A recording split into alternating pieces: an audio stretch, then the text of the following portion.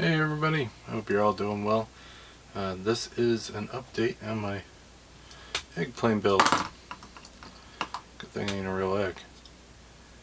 But this was the Corsair.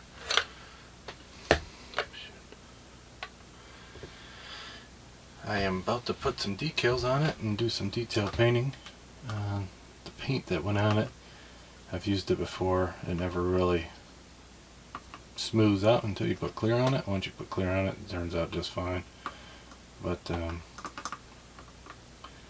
something about certain paints just does not want to work. I don't care what paint you use, some of them just don't want to work. I have to do a lot of detail painting to that. Here's the other parts. Here is the wheels. They'll get glued on after that's cleared and decaled. Gotta put some details. I gotta clean that up and everything like that. But I am still working on it. And today is the 28th, so you'll see this the 29th. And then I'll have to do another video the 30th, because tomorrow this thing is going to be done.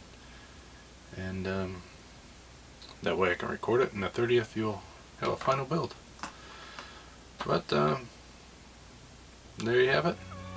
Until next time, I'll talk to you then. Bye.